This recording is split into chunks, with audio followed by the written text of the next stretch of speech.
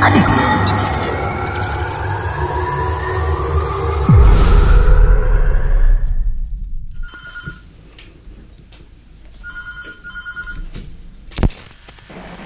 जी, नमस्कार। नमस्कार जी। जी, क्या नाम है आपका? मेरा नाम रामनिवास अग्रवाल है जी।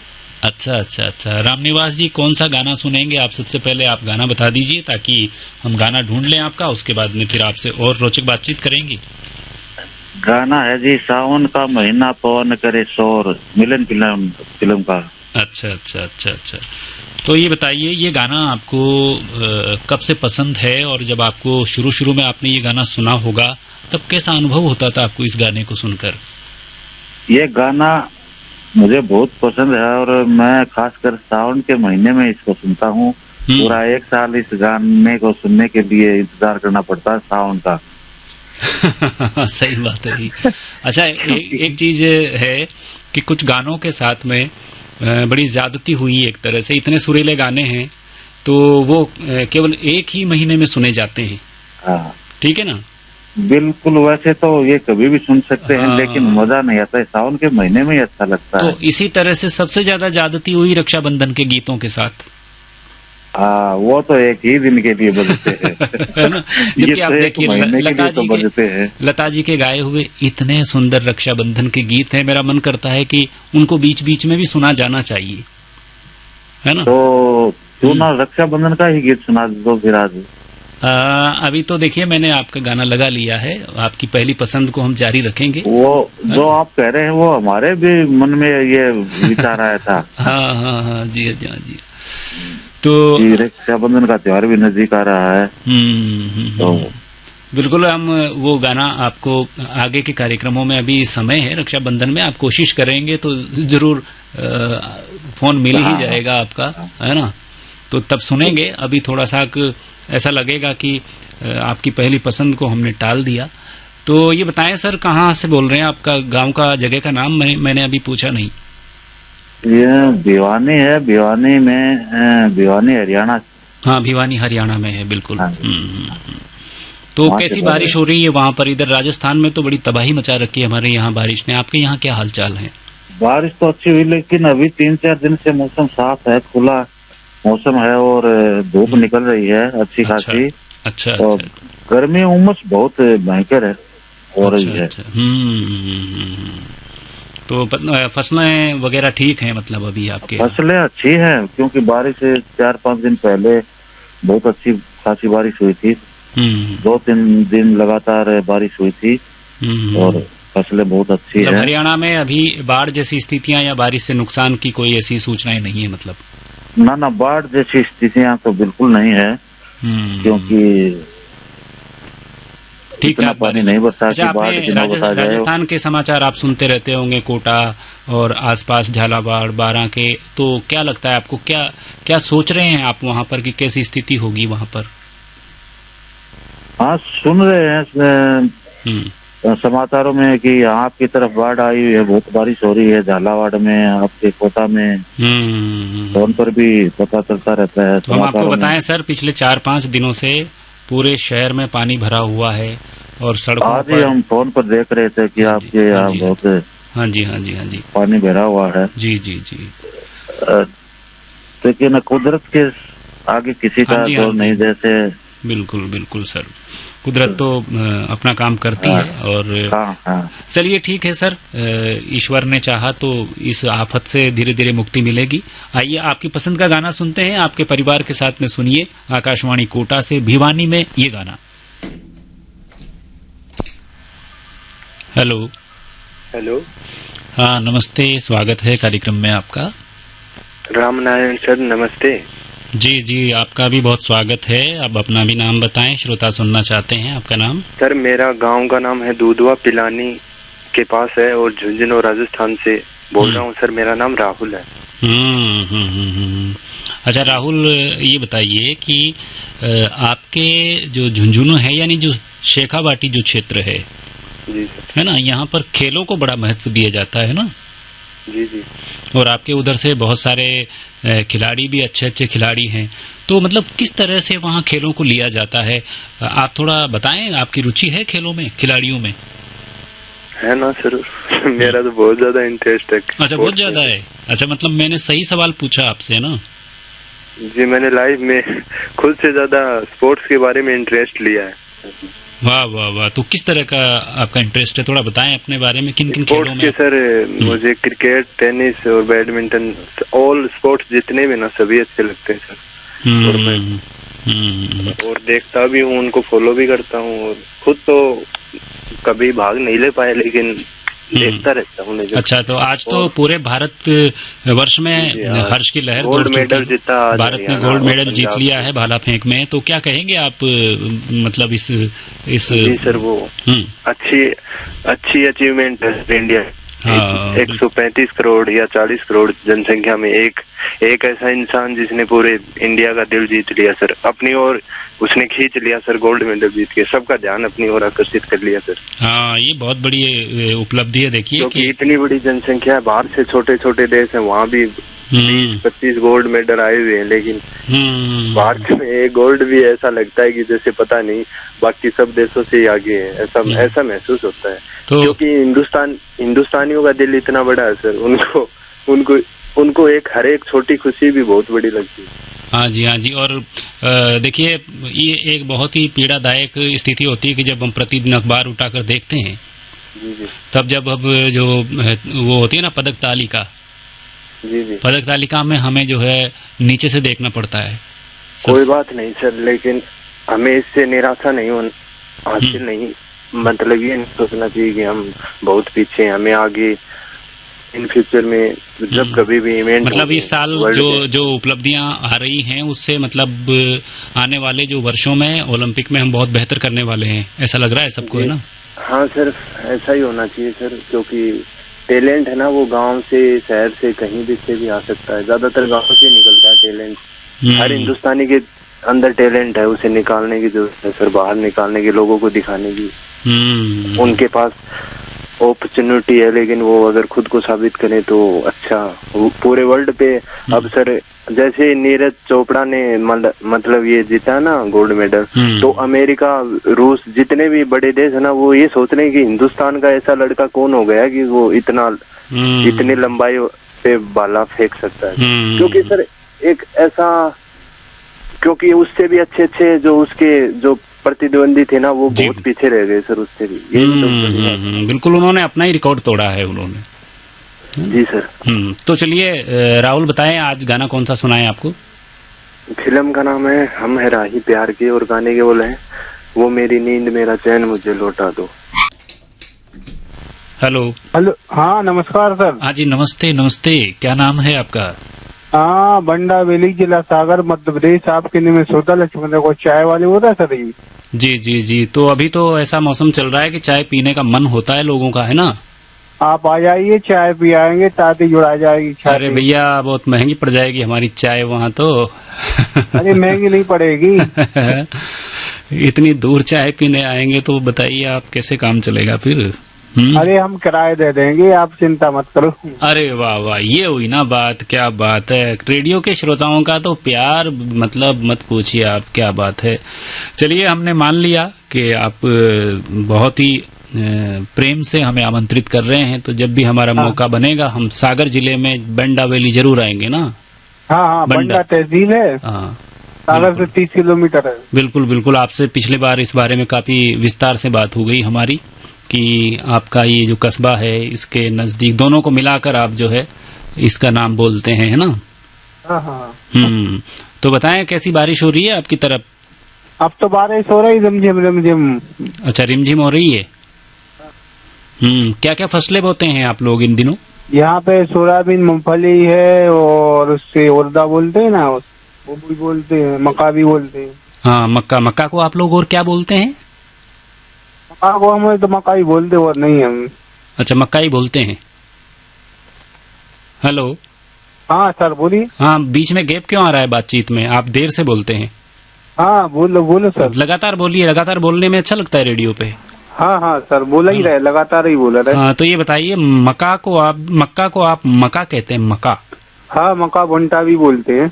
अच्छा, क्या दोबारा उच्चारण करें मक्का के अलावा? मक्का के अलावा भुट्टा भी बोलते अच्छा, हैं। भुट्टा।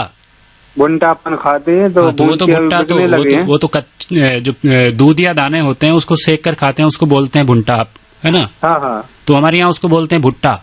अच्छा अच्छा। ठीक है। हाँ जी। और बताऊं, हमारे यहाँ की जो स्थानीय भाषा है ना, हाड़ौती, हाड़ौती राजस्थानी, उसमें बोलते हैं भलडा। अच्छा अच्छा, ये बात है। तो बताए कौन सा गाना सुनाए आपको आज?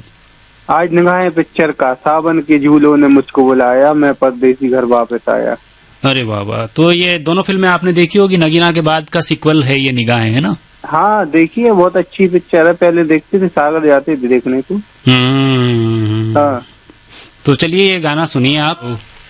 हाँ नमस्कार सर। जी जी नमस्ते। आपका नाम क्या है? बनवारी लाल मीना, पोलाई खुर्द, तहसील दिगो, जिला कोटा, राजस्थान। अच्छा अच्छा। तो फिर ये गांव कोटा से किस तरफ पड़ता है? ये 12 रोड पे। अच्छा, ये 12 रोड पे मेन जो पोलाई गांव आता है, यही गांव है? वो पोलाई कला है, साइड 2 किलोमीटर पोलाई खुर्द है। अच्छा, थोड़ा साइड में है पोलाई खुर्द। अच्छा अच्छा अच्छा। तो आपको पता है मतलब ये पोलाई गांव का मतलब अर्थ क्या होता है, पोलाई का?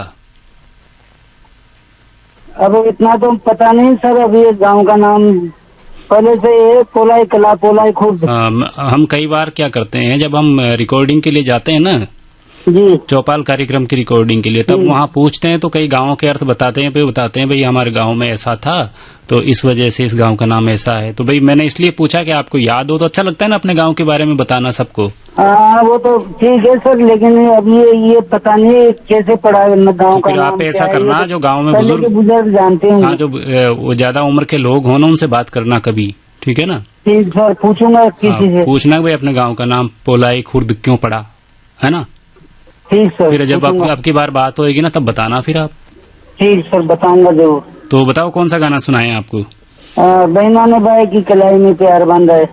अच्छा, राखी पर आ गए मतलब आप। माहौल बनाने लग गए राखी का, है ना?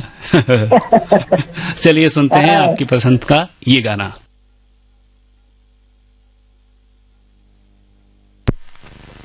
हेलो। हाँ हाँ जी नमस्ते। हाँ नमस्ते सर। हाँ, कैसे हैं आप? हाँ बहुत बढ़िया है। आप कैसे हैं सर? जी जी, बहुत अच्छी आवाज आ रही है आपकी। जब आप आवाज अच्छी आती है ना तो बहुत अच्छा लगता है बातचीत करने में, है ना? जी जी जी सर, हमारे को भी बहुत अच्छा लगता है आपकी बात सुन के। ये आवाज भी अच्छी आ रही है।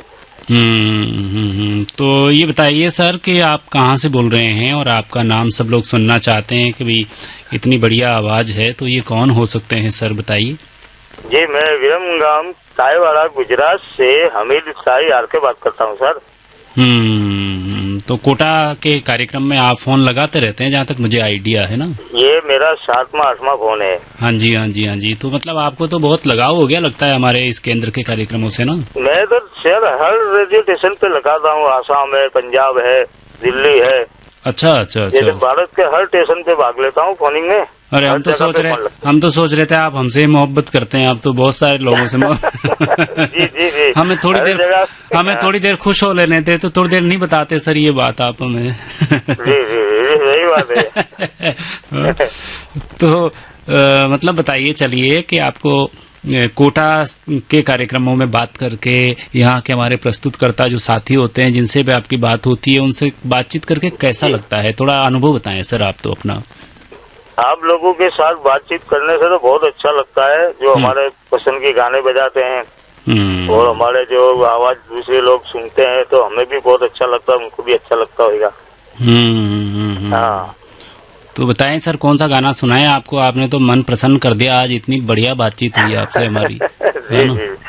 तो गाना तो एक तो पहला गाना वो है, अकेले अकेले अकेले कहाँ जा रहे हो, अकेले अकेले कहाँ जा रहे हो, जहाँ जा रहे हो कहाँ जा रहे हो, अकेले अकेले। ये गाना ये मैंने देखा सर, गाना बहुत अच्छा है, रफी साहब का गाया हुआ गाना है। लेकिन मेरी लिस्ट में बहुत सारे अकेले नाम से गाने आए, मगर दुर्भाग्य से या कुछ ऐसा संयोग बना कि ये गाना नहीं है और सब नहीं है। अच्छा तो ठीक है, जीने की राह का गाना सुना दो। हाँ, जीने की राह का मैं ढूंढता हूँ, जीने की राह का गाना कौन सा वाला सर इसका गाना? एक बंजारा गाए जीवन के गीत सुनाए, हम सब जीने वालों को जीने की राह दिखाए, ये गाना। जी जी बिल्कुल, आपको सुनाते हैं गाना। जी गाना शुरू हो गया, देखिए इस तरह से शुरू होता है। ये चालू है एप्लीकेशन पे। हाँ जी, देखिए आप उनके दर्शन से भरा हुआ ये गीत जीने की राह फिल्म का, रफी साहब का गाया हुआ। और आइए अब अगले कॉलर से जुड़ते हैं। कहाँ से जुड़ते हैं, ये एक जिज्ञासा का विषय है हमारे लिए। नमस्कार। नमस्कार, सत श्री अकाल, सलाम अलैकुम, राम राम जी। अरे वाह वाह, क्या बात है, आपने तो प्रसन्न कर दिया। मैं असम से। दुरिया तो कोई बात नहीं, दुरिया ये जो देश और अंतर्राष्ट्रीय सीमाबद्धता नहीं है, हमारे जो ये कार्यक्रम आपका चल रहे हैं जी, वो विश्व में वर्ल्ड वाइड है। हाँ जी, मतलब ये तो हवाओं में मोहब्बत है ना? जी बिल्कुल बिल्कुल, आपने सही फरमाया है। तो पहले मेरा नाम परिचय सब दे रहा हूँ। हाँ, बिल्कुल बिल्कुल। मैं असम से, मेरा गांव का नाम है राम कृष्ण नगर और डिस्ट्रिक्ट है करीमगंज। मेरा शुभ नाम है अनूप कुमार भट्टाचार्य। अच्छा भट्टाचार्य जी, मैं दो चीजें इस समय मुझे ध्यान आ रही है, क्योंकि आप असम से हमें फोन करते हैं जी। तो आपके यहाँ पर एक विशेष तरह का सम्मान के रूप में किसी को एक दुपट्टा ओढ़ाया जाता है। जी है ना, उसकी बहुत सुंदर उसकी किनारी होती है। जी, तो उसे आप लोग क्या कहते हैं और उसका क्या महत्व है आपकी असम की संस्कृति में? सुनिए, ये जो असम के जो कल्चर होते हैं ना, उसमें मिक्सचर कल्चर है। एक है असमीज है और दूसरी है बंगाली, मणिपुरी, सब मिलकर हम बसवास कर रहे हैं। तो उस प्रायोरिटी देते हैं असमीज जो है, असमीज संस्कृति को, संस्कार को प्रायोरिटी देते हैं, क्योंकि वो तो असमिया जो लैंग्वेज है वो तो बंगाली से ज्यादा है हमारे असम में। असम में तो दो पार्ट है, ब्रह्मपुत्र वैली और है बराक वैली। जी, तो हम बराक वैली में रहते हैं। बराक वैली में ज्यादा बंगाली कल्चर बिलोंग करते हैं। तो आप उस पर आइए सर, क्योंकि बातचीत को हमें आगे अन्य श्रोताओं के साथ, मैंने आपसे पूछा था कि एक दुपट्टा आप सम्मान के रूप में ये जो दुपट्टा है ये तो थोड़ा बहुत जानकारी है। हम देखते हैं कोई मंत्री है, कोई दिग्गज व्यक्तियों को ये जो गमछा बोलते हैं, वो जो दुपट्टा बोलते हैं, वो देते हैं, बहुत सुंदर लगता है। लेकिन ये जो बंगाली कल्चर में ये नहीं है। अच्छा। हाँ, वो मैंने स्पेशली गोज टू ये जो असमीज जो असम, बिल्कुल असम, क्योंकि आप असम, इसीलिए मैंने आपसे पूछा कि अच्छा आपके यहाँ इस भाषा में क्या कहते हैं, आप बता सकते हैं तो बताएं। इस भाषा में जो भाषा असमीज है वो ऐसे करके बताते हैं। अच्छा। जेमन बंगाली में बोलते हैं अपना नाम की, तो असमीज में वो कहते हैं अपना नाम की आसे। अच्छा। अपना नाम की आसे, और बंगाली में वो कहते हैं अपना नाम की। चलिए, तो ये एक तरह से वहाँ का एक संस्कृति का प्रतीक है कि किसी को सम्मान के रूप में इसे ओढ़ाया जाता है।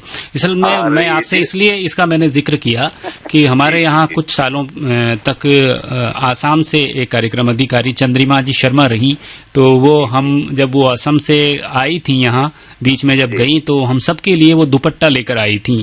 तो वो उन्होंने कहा था कि इसका बड़ा महत्व है, बड़ा महत्व है, मायने रखते हैं। हाँ जी। और जिसके साथ मेरा बातचीत अब हो रहा है वो है राम नारायण मीना जी। जी, बिल्कुल आपने सही पहचाना। तो बताइए सर, कौन सा गाना सुना दें आज? में आ जाता है वो गाने का बोले ऐसे, रिम झिम रुम झुम, क्या बात, रिम झिम रुम झुम, ऐसे करके गाना है, कुमार शानू जी ने गाया है। भीगी भीगी रुत में तुम हम तुम, बहुत प्यारा गाना है, बहुत प्यारा गाना है। राम नारायण मीना जी, मेरा भाग्य सुप्रसन्न है, आपके साथ बातचीत होता है। ये मेरा क्या कहूँ, बहुत ये जो समय कटना बहुत अमूल्य होता है आपके साथ। हेलो, हाँ नमस्कार।